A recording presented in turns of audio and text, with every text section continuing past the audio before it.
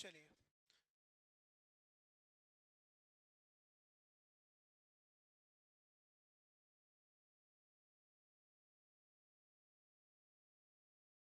नमस्कार दोस्तों, मैं आपका दोस्त अश्वनी साक्य, आपके अपने channel Sakya Tech Programming Hub पर स्वागत है। आज की क्लास में सर हम स्टार्ट करेंगे। लास्ट लेक्चर में हम लोगों ने देखा था सर कि कैसे ऑपरेटर टॉपिक हम लोगों ने डिस्कस कर लिया था लास्ट क्लास में, ठीक है।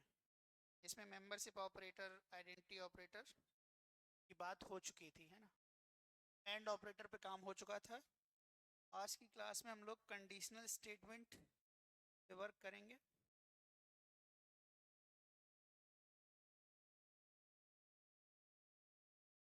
कंडीशनल स्टेटमेंट पर वर्क करेंगे।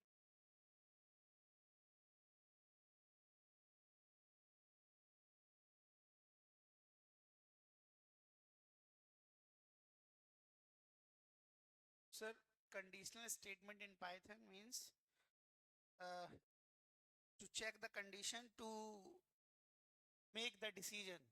मतलब हमें कोई ना कोई डिसीजन लेना होता है, उस टाइम पर हम कंडीशनल स्टेटमेंट का यूज करते हैं। जैसे मैंने कहा कि अगर इसकी वैल्यू इससे ग्रेटर है तो हमको ये काम करना है। अगर किसी का परसेंटेज 60 एबव है, दैट मीन्स वो फर्स्ट डिवीजन है।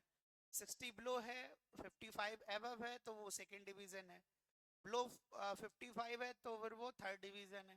तो इस तरीके से क्या है सर, हमने डिवीजन को एक पर्टिकुलर एक वैल्यू को टारगेट करके हमने उसको कंपैरिजन करके डिसीजन लिया कि अगर परसेंटेज अगर ग्रेटर देन 60 है तो फर्स्ट ग्रेड हो जाएगा, और अगर परसेंटेज 55 बिलो है, सॉरी 60 बिलो है, तो फिर वो क्या हो जाएगा सर, सेकंड डिवीजन हो जाएगा। तो हमारे पास क्या होगा, इफ स्टेटमेंट आपका आता है। इसके अंदर क्या क्या चीजें मिलती हैं हमको, एक इफ मिलता है सर, दूसरा क्या मिलता है मेरे को,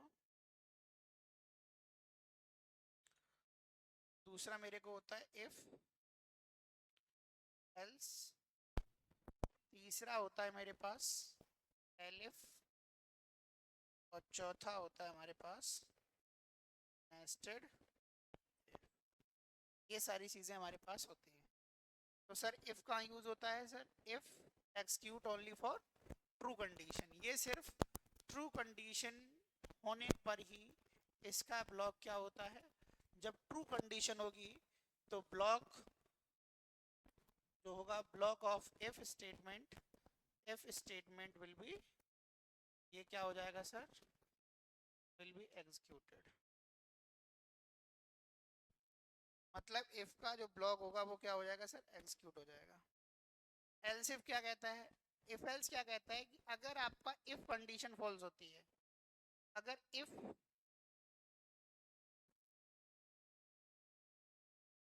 इसमें क्या होता है, given if condition is false, if condition is false, then क्या होगा, else block will be executed।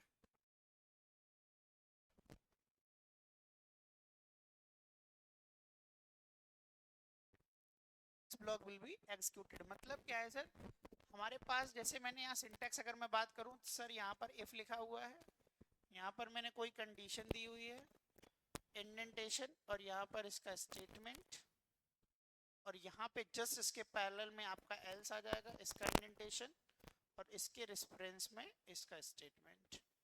ठीक। अब सर अगर ये कंडीशन ट्रू रहती है, सर वो क्या कह रहे हैं, अगर ये कंडीशन इफ ये चेक करेगा, अगर ये ट्रू होगी तो ये एग्जीक्यूट होगा।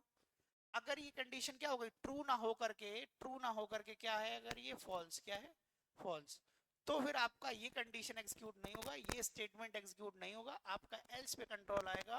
और एल्स की बॉडी में जो भी स्टेटमेंट होंगे वो स्टेटमेंट वन हो सकता है, more than one statement will be there, वहां पर एक से ज्यादा स्टेटमेंट भी हो सकता है, तो वो भी आपका क्या हो जाएगा सर, एग्जीक्यूट हो जाएगा।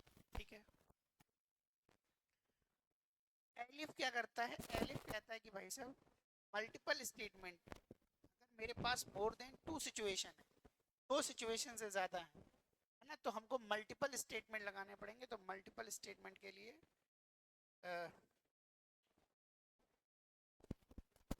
कह सकते हैं to make the decision based upon the multiple conditions.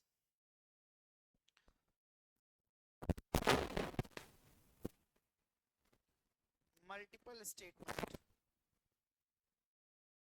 ठीक है, हम कह सकते हैं उस पर हमें डिसीजन लेना होता है। डिसीजन में स्टेटमेंट एक ही एग्जीक्यूट होगा। जब डिसीजन आपका मेक होगा, डिसीजन आपका अराइव होगा, तो only one statement will be there, one statement will be executed. वो ये कह रहा है कि सर एल इफ का मतलब होता है एल्स इफ, है ना। तो सर हम इस एल इफ के लिए पहले एक इफ चेक करके आएंगे, क्योंकि एल इफ का मतलब होता है एल्स इफ। हमारा कंट्रोलर एल्स इफ का मतलब क्या है सर, आपका एल इफ में कंट्रोल तब आएगा जब इफ चेक करके आएगा। जैसे मान लो एक इफ यहाँ पर है, यहाँ उसकी कंडीशन है, ये इंडेंटेशन है, ठीक है। तो यहाँ इसका स्टेटमेंट होगा, बताओ होगा कि नहीं होगा। अब सर यहाँ पर आपका एल इफ आया, अब एल इफ में वो कहेगा कि सर यहाँ कंडीशन 1 थी हमारे पास, और यहाँ पर कंडीशन क्या होगी 2। ये भी चेक, अगर ये ट्रू नहीं हुआ तो यहाँ कंट्रोल आया, इसने इस कंडीशन को चेक किया। इन केस अगर ये भी ट्रू नहीं है, ये भी ट्रू नहीं है, तो ये स्टेटमेंट भी नहीं आएगा भाई, इसके अंदर भी नहीं आएगा कंट्रोल। फिर यहाँ बाहर आपने अगर फिर से एल इफ लगाया है, तो आप तीसरी कंडीशन को चेक करने की कोशिश कर रहे हो, तो यहाँ पर कंट्रोल, अगर ये ट्रू हो गया तो इसका स्टेटमेंट चल जाएगा। अब इस इफ का लास्ट में मैंने क्या बना दिया, एल्स। क्या बना दिया, एल्स। इसका स्टेटमेंट मैंने यहाँ लिख दिया, इसका स्टेटमेंट मैंने यहाँ लिख दिया, ठीक। अब हुआ क्या सर, अब समझो सर, इन दोनों 1 2 3 तीन कंडीशन है, सिचुएशन 4 है, क्योंकि ये जो सिचुएशन है, ये जो स्टेटमेंट है, ये कब चल रहा है सर, ये स्टेटमेंट आपका तब चल रहा है सर कि जब एक भी कंडीशन आपकी ट्रू नहीं होती है, ठीक है।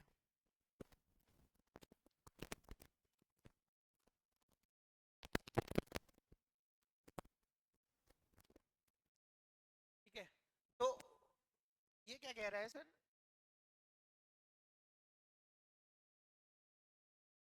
फर्स्ट सेकंड थर्ड, ठीक है,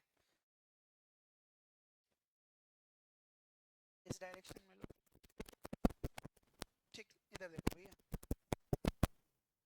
फर्स्ट सेकंड थर्ड, ये हमारे पास क्या है कंडीशन। अगर ये तीनों एग्जीक्यूट कब नहीं होगी, जब आपका ये सारी की सारी, मतलब फर्स्ट सेकंड एंड थर्ड, तीनों के तीनों क्या हो जाती हैं, फॉल्स।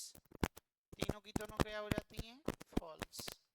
तो आपका क्या होगा, आपका एल्स ब्लॉक एग्जीक्यूट हो जाएगा, ठीक है, एल्स ब्लॉक आपका एग्जीक्यूट हो जाएगा। ये तो थी हमारी कहानी एल इफ की। अब आ जाते हैं सर नेस्टेड इफ।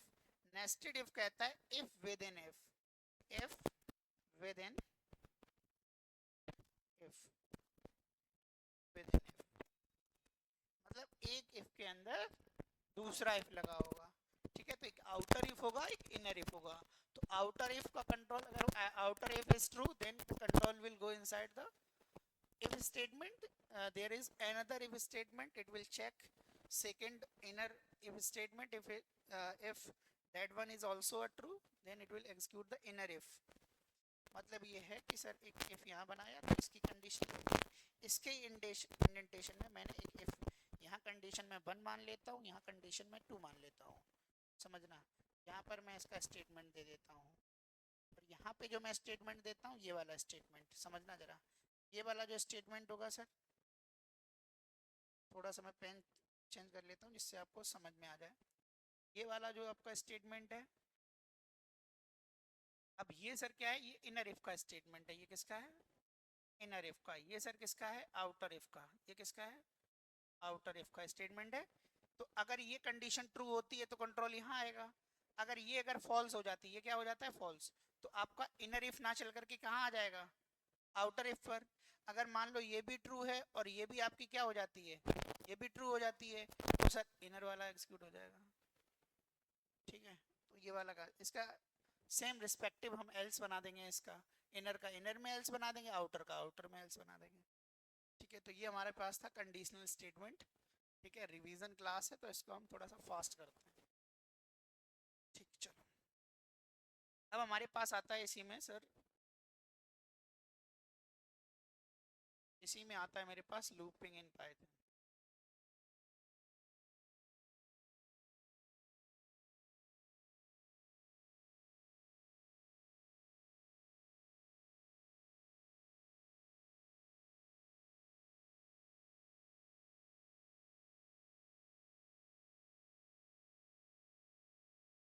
तो ये सर क्या है लूपिंग, मतलब अगर हमें किसी टास्क को रिपीटेड एग्जीक्यूट कराना है तो वो एक लूप में हमें उसको लेना पड़ेगा। तो किसी भी टास्क को रिपीटेड अगर मेरे को एग्जीक्यूट कराना है, आराम से भैया, अगर किसी भी टास्क को मुझे क्या कराना है, रिपीटेड रिपीटेड एग्जीक्यूट कराना है, repeated execute any statement, repeatedly अगर किसी भी स्टेटमेंट को मुझे एग्जीक्यूट कराना है तो वो क्या होगा, लूपिंग होगा। ठीक है, इसमें सर क्या क्या आता है सर, क्या क्या पढ़े थे sir, how many loops in Python, तो there are two loops, first is for loop और सेकंड क्या है मेरे पास, while loop. Sir for loop की कहानी क्या थी सर, फॉर लूप कह रहा है सर हमारा जो सिंटेक्स है दो बेसिस पे चलता है, फॉर या आइटरेटिव वेरिएबल होगा, आइटरेटिव वेरिएबल इन, यहाँ पर या तो रेंज फंक्शन आएगा या फिर क्या आएगा, कोई सीक्वेंस आएगा, इंडेंटेशन, फिर क्या आएगा, स्टेटमेंट वन स्टेटमेंट टू, आपको जितनी भी नीड है वो आपका आ जाएगा। ठीक समझ गए।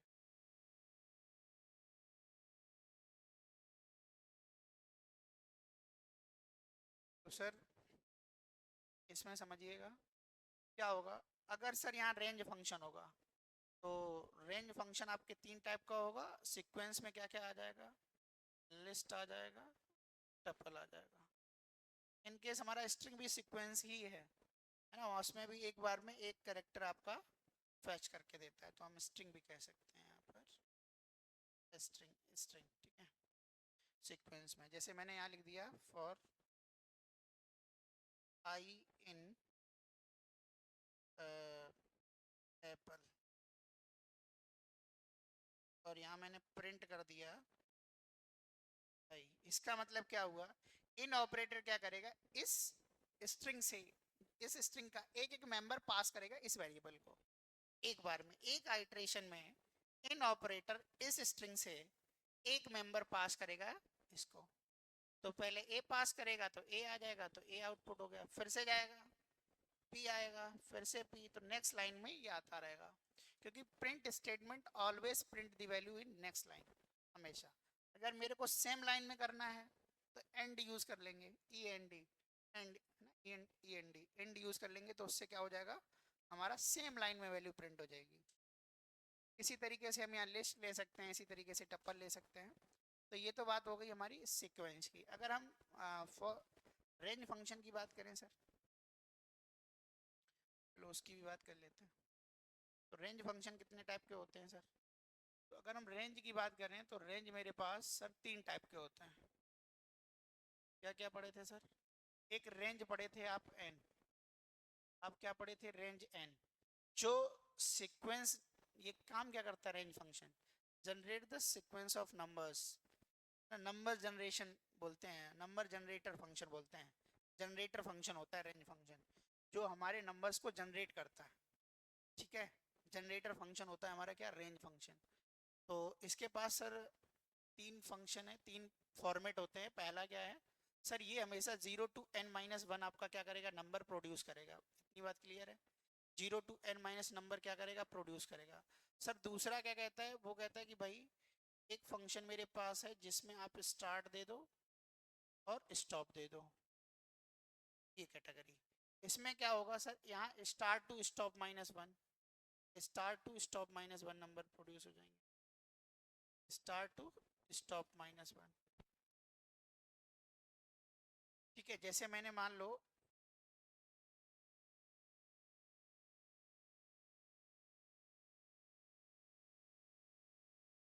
जैसे मान लो मैंने यहाँ फंक्शन दे दिया रेंज 1,5,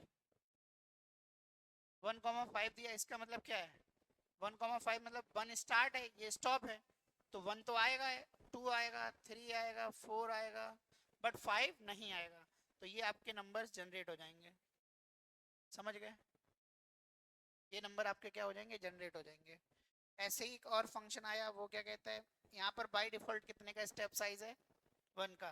भाई 1 से लेके 2 जा रहे हो तो 1 का ही तो स्टेप साइज है। तो मैंने कह दिया कि आप स्टेप साइज भी बढ़ा सकते हो, मतलब स्टार्ट होगा, स्टॉप होगा और स्टेप साइज होगा। ये सारी वैल्यूज आप बना सकते हो। तो इसमें क्या है, जैसे मान लो एक मैं एग्जांपल लेता हूँ सर, रेंज फंक्शन है मेरे पास जिसमें 2 से लेके 10 तक जाना है, 2 का गैप है, और step size always greater than 1 होना चाहिए। ये ऑलवेज ग्रेटर देन क्या होना चाहिए, अगर इफेक्ट देखना है ग्रेटर देन +1 होना चाहिए, एक से ज्यादा होना चाहिए आपका स्टेप साइज, तभी आपका सीक्वेंस पर इफेक्ट दिखेगा, अन्यथा इफेक्ट नहीं दिखेगा सर। बात समझ में आ रही है? ठीक है, जो लोग पढ़ चुके हैं ना थोड़ा सा बेसिक बैच, उनको सब समझ में आएगा, है ना? जो पहली बार देख रहे हैं तो उनको थोड़ा सा समस्या आएगी। तो स्टार्ट मतलब आपका इंक्लूड होगा, स्टॉप एक्सक्लूड होगा, मतलब स्टार्ट से स्टार्ट करना है सर, 2 से स्टार्ट होगा नंबर जनरेट होना, तो 2 आ गया। 10 तक जाना है बट 10 से एक कम चलेगा, और 2 के स्टेप साइज में, मतलब 2 के बाद 4 आएगा, 6 आएगा, 8 आएगा, क्या 10 आएगा? नहीं सर। यही आपका क्या हो जाएगा, इसका आउटपुट। इस नंबर से, इस रेंज फंक्शन से हमारे पास ये डिजिट्स जनरेट होंगे, ये नंबर सीक्वेंस जनरेट होंगे। ठीक, बात समझ में आ गई? तो मेरा फॉर लूप लगभग कंप्लीट हो गया सर। सीक्वेंस की बात कर ली मैंने, रेंज की बात कर ली, ये आइटरेटिव वेरिएबल है, जैसे मैंने यहाँ पर अभी लिखा था एक कोड फॉर आई इन, जैसे मैं अगर यहाँ पर लिखता हूँ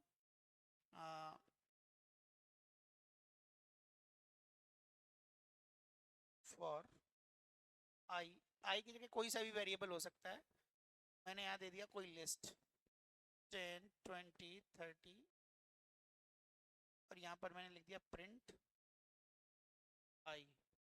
तो सर एक चीज समझिएगा सर, ये लिस्ट है, ये सीक्वेंस है, इस सीक्वेंस से एक एक ये मेंबर है 10 20 30, तो फर्स्ट टाइम में 10 आएगा आई के पास, 10 प्रिंट हो गया। सेकंड टाइम 20 आएगा, 20 प्रिंट हो गया नेक्स्ट लाइन में, 30 आएगा, 30 प्रिंट हो गया नेक्स्ट लाइन में, इस तरीके से।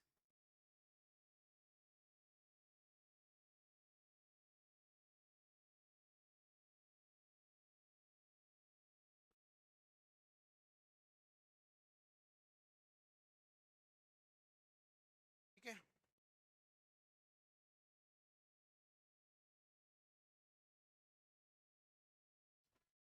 तो हमारे पास ये फॉर लूप आपका कंप्लीट हो गया है। नेक्स्ट आता है हमारा व्हाइल लूप का सिंटेक्स, तो व्हाइल लूप अलग से देख लेते हैं।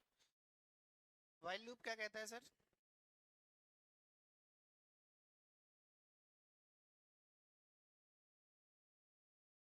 व्हाइल लूप का क्या सिनेरियो है,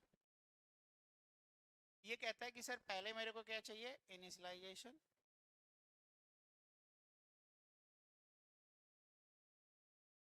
फिर व्हाइल आता है, उसकी कंडीशन आती है, इंडेंटेशन में उसका स्टेटमेंट आता है, जो भी स्टेटमेंट आपको देना है लास्ट में आपका क्या आएगा, अपडेशन। क्यों दिया जाता है अपडेशन, जिससे कि वापस जब जाएगा तो कंडीशन को थोड़ा सा कुछ ना कुछ वैल्यू चेंजेस देखेगी, इस तरीके से। अच्छा, वाइल के साथ वाइल दो तरीके से काम करता है, एक तो वाइल नॉर्मल, ये तो वाइल नॉर्मल हो गया, एक वाइल विद एल्स भी होता है, देखा है कभी वाइल विद एल्स, देखा है? उसमें क्या होता है, सारी चीजें सेम रहती हैं, इनिशियलाइजेशन होता है, वाइल आता है, वाइल के बाद यहाँ पर कंडीशन आती है, राइटिंग पे मत जाइएगा, बस काम करना है मेरे को। यहाँ स्टेटमेंट आता है, यहाँ पर अपडेशन आता है, और एल्स इसके जस्ट पैरेलल में आता है। ये देखा होगा आपने एक नया टाइप। इसमें क्या होता है सर, इसमें क्या होता है सर, इसमें अगर ये कंडीशन फॉल्स होती है, इस कंडीशन के फॉल्स होने के बाद कंट्रोल हमारा एल्स में आएगा और जो एल्स का स्टेटमेंट दिया गया होगा वो आपका एग्जीक्यूट हो जाएगा। ये तय है कि सर ये कहीं ना कहीं कभी ना कभी तो ये फॉल्स होगा ही होगा, तब तो बाहर आएगा ही। हम चाहते हैं इसके फॉल्स होने पर कुछ और एग्जीक्यूट हो जाए, तो इसके लिए हमारे पास एल्स आता है। अब वो पहली बार में फॉल्स हो जा रही है, दूसरी बार में, वो आपका नेचर ऑफ द प्रोग्राम ने, मतलब जो आपका लॉजिक लिखा गया है लूप का, उस पर, उसके नेचर पे डिपेंड करता है कि आपने किस टाइप की कंडीशन दी है, किस टाइप का इनिशियलाइजेशन है। भाई कंडीशन का ट्रू होना या फॉल्स होना उसके दो भागों पर निर्भर करता है, उसमें इनिशियलाइजेशन क्या है, ठीक है, और कंडीशन का पैरामीटर क्या है। जैसे मैंने ए के अंदर सर मैंने 20 सेव कर दिया, तो एक तो इनिशियलाइजेशन हो गया पोर्शन 20, अपडेशन नहीं होता है डिपेंडेंसी, अपडेशन तो बाद में होता है आके, पहले कंडीशन होती है ना सर। तो यहाँ पर अगर मैं चेक कर रहा हूँ वाइल के अंदर, अगर मैं वाइल कर रहा हूँ तो वाइल इज ग्रेटर देन 21, तो ये जो पैरामीटर है जिससे कंडीशन आपकी चेक हो रही है, इस पे डिपेंडेंसी है। पहला तो इनिशियलाइज क्या है, जब इनिशियलाइज होगा वही तो वैल्यू यहाँ पुट करेंगे और उसी वैल्यू के साथ कंपैरिजन करेंगे, कंडीशन चेक करेंगे। तो कंडीशन चेक करने के लिए ये जो आ रहा है वो कंडीशन का पैरामीटर है कि आप किस पैरामीटर से माप रहे हो। ठीक है, मेरी बात समझ में आ रही है? तो दिस वन, बाद में हमारा जब ये ट्रू हो जाता है तब जाकर के हम अपडेशन लेते हैं, समझ गए? वो अपडेशन कुछ नहीं, वो री इनिशियलाइजेशन होता है एक तरीके से। अपडेशन मींस व्हाट, री इनिशियलाइजेशन। अपडेशन मतलब जो इनिशियलाइज वैल्यू थी उसी में आपने कुछ ना कुछ अपडेशन कर दिया, तो वो रहा तो वो इनिशियलाइजेशन ही ना। हम अगर a equals to a plus 1 करते हैं तो इसका मतलब क्या है, a में ही तो आपने दोबारा से अपडेट करके री इनिशियलाइज कर दिया है ना। तो updation never depend on the condition ना, कंडीशन पैरामीटर पे अपडेशन नहीं होता। ठीक है, तो ये कहानी समझ में आ गई सर, क्या होगा इनिशियलाइजेशन से यहाँ आएगा, ये इसका फर्स्ट टास्क, अगर ये ट्रू रहता है, अगर कंडीशन सर ट्रू रहती है तो ये स्टेटमेंट एग्जीक्यूट होगा, अपडेशन होगा। अपडेशन के बाद फिर से कंट्रोल कहाँ जाएगा, कंडीशन पर, ये इसका तीसरा टास्क। तीसरा अगर अभी भी ट्रू है तो फिर से ये आपका दूसरा टास्क करेगा, मतलब ट्रू होने पे ये दोनों स्टेटमेंट एग्जीक्यूट करेगा। मतलब सर 2 से 3, 2 से 3 एक साइकिल बन जाएगी, 2 से 3, 3 से 2, ये साइकिल बन जाएगी लूप की वर्किंग। ठीक है, बात समझ में आ गई? ठीक, तो आज के लिए इतना ही, लूपिंग हम लोगों ने कवर कर लिए। ठीक है, बाकी अगर आप लोग ऑफलाइन बैच ज्वाइन करना चाहते हैं तो 6 जुलाई से 7 जुलाई से,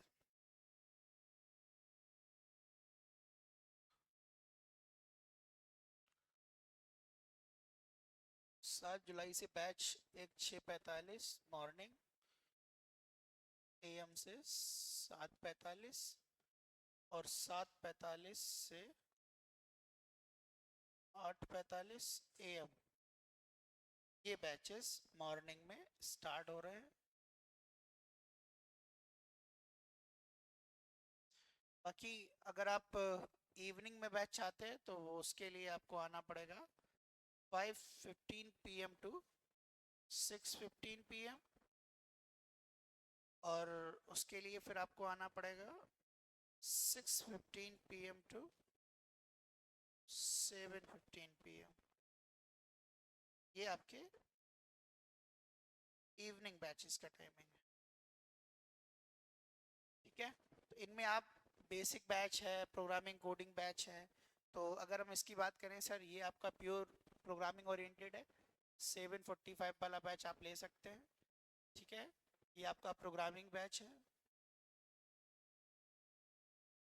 और एक प्रोग्रामिंग फाउंडेशन बैच मैं लेके आ रहा हूँ 5:15 से 6:15। इसको जो भी लोग स्टूडेंट कोडिंग में थोड़ा सा अपनी जर्नी स्टार्ट कर रहे हैं वो इस बैच में ऑफलाइन आ सकते हैं। बाकी ऑनलाइन अगर बैच, ये प्रोग्रामिंग फाउंडेशन बैच है, ये आपका प्रोग्रामिंग फाउंडेशन बैच है। ठीक है, बाकी अगर मेरे को चाहिए सर, बाकी अगर आपको बैच ऑनलाइन मोड में चाहिए, अगर आप ऑफलाइन नहीं आ सकते हैं तो ऑनलाइन बैच के लिए आपको अर्पित रीजनिंग ऐप को इंस्टॉल करना पड़ेगा। अर्पित रीजनिंग ऐप को क्या करना पड़ेगा सर? इसको आपको इंस्टॉल करना पड़ेगा, और मैं नंबर बता दे रहा हूँ, इस नंबर पे आप कांटेक्ट कर सकते हैं, कोई भी बैच चाहिए, क्या इन्फॉर्मेशन है, इस नंबर को आप नोट कर लीजिएगा। इस पर आप कॉल कर सकते हैं, व्हाट्सअप मैसेज कर सकते हैं, सर मैंने ऐप इंस्टॉल कर लिया, मेरे को ये बैच चाहिए, ठीक है, इसमें क्या क्राइटेरिया है, कितने मंथ्स का ड्यूरेशन है, एक्सेसिबिलिटी रहेगी, है ना, कैसे इस पे हम क्लास देखेंगे, कैसे नोट्स डाउनलोड, अगर कोई प्रॉब्लम होती है तो। ठीक है, थैंक यू क्लास, मिलता हूँ एक नई वीडियो में। आशा करता हूँ रिवीजन क्लास जो अभी चल रही थी इसमें थोड़ा थोड़ा आपको समझ में आया होगा, नहीं आया है तो आपका बेसिक बैच जो हमारा अर्पित रीजनिंग ऐप पर है वो आपको देखना पड़ेगा, बहुत ही लो कॉस्ट में 499 रुपीज़ में है। अन्यथा आपका यूट्यूब पर भी कुछ पाइथन की प्लेलिस्ट पड़ी हुई है, उसमें जाकर के आप क्लासेस देख सकते हैं।